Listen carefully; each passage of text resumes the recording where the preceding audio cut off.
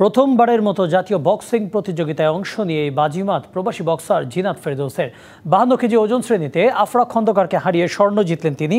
Champion হওয়ার পর জিনাত জানান তার লক্ষ্য এশিয়ান গেমসে দেশকে পদক এনে দেওয়া। তবে টুর্নামেন্টের বিভিন্ন অব্যবস্থাপনা নিয়ে অভিযোগ করলেন অংশ নেওয়া বক্সাররা।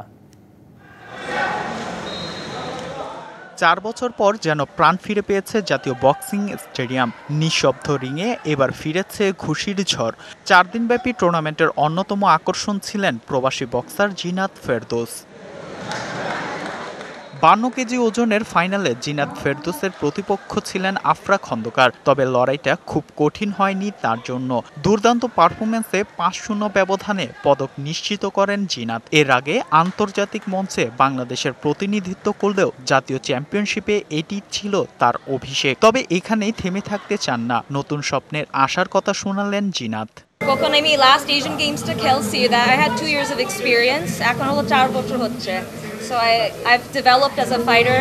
I got better as a fighter and I feel more confident. So inshallah ভালো হবে।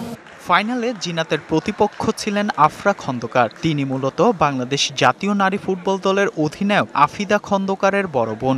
জিনাতের সাথে লড়াইয়ের অভিজ্ঞতা তার কাজে আসবে বলে মনে করেন এই বক্সার।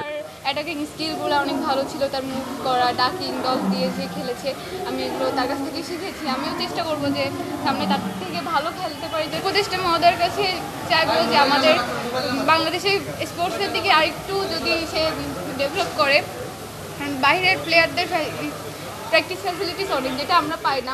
তবে টুর্নামেন্ট শেষে নানা অব্যবস্থাপনার কথা জানালেন আনসার বাহিনীর এক খেলোয়াড়। যেগুলো খেলা 10-20, 15-20 মানে আনসার করে মুছে দিতে চায়, এক কথায় আনসারের এখানে কোনো কিছু রাখবে না। টুর্নামেন্ট শেষে বিজয়ীদের মধ্যে পুরস্কার বিতরণ করেন যুব ও ক্রীড়া সচিব মাহবুবুল আলম। Fardin Saju, DBC news, Dhaka.